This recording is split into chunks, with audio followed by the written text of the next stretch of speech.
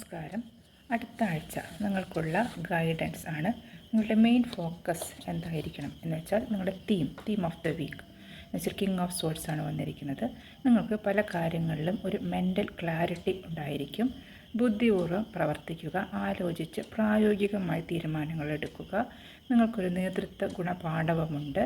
അത് പ്രകാരം ഒരു ടീമിൻ്റെ ലീഡറായി വർത്തിക്കാൻ അല്ലെങ്കിൽ ഒരു പ്രൊജക്റ്റിൻ്റെ ലീഡറായി വർക്ക് ചെയ്യാനുള്ളൊരു ചാൻസ് നിങ്ങൾക്ക് കിട്ടുന്നതായിരിക്കും. നിങ്ങളുടെ കൂടെ വർക്ക് ചെയ്യുന്നവർക്ക് വേണ്ട ഗൈഡൻസ് കൊടുക്കുക.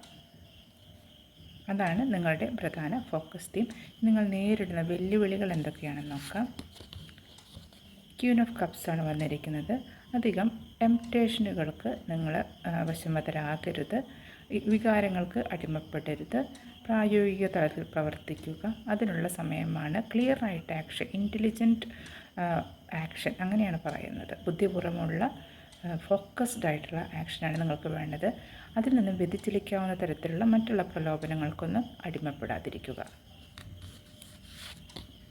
അടുത്തത് നിങ്ങൾക്കുള്ള ഓപ്പർച്യൂണിറ്റീസ്. 3 ഓഫ് കപ്സ് ആണ് വന്നിരിക്കുന്നത്. പ്രത്യേകിച്ച് ക്രിസ്മസ് സീസണാണ്. നിങ്ങൾക്ക് സുഹൃത്തുക്കളോടൊത്ത് ആഘോഷിക്കാൻ, വെക്കേഷനൊക്കെയാണ്, ആഘോഷിക്കാൻ നല്ല അവസരങ്ങൾ വരുന്നുണ്ട്. നന്നായി എൻജോയ് ചെയ്യുക. സന്തോഷിക്കാൻ കിട്ടുന്ന അവസരങ്ങളൊക്കെ പരമാവധി സന്തോഷിക്കുക.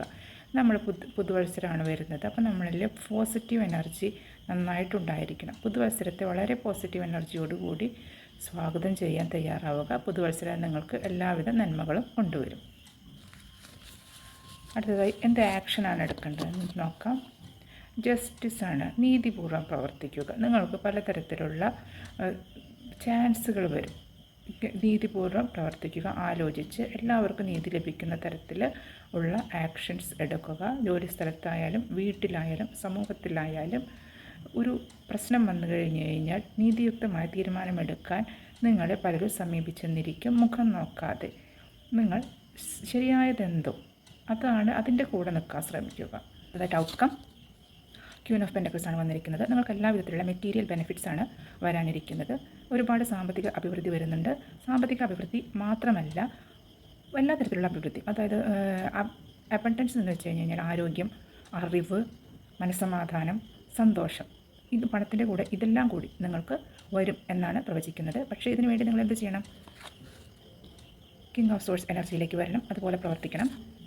വികാരങ്ങൾക്ക് അടിമപ്പെടാതെ നമ്മളുടെ പാതയിൽ ഉറച്ചു നിൽക്കണം.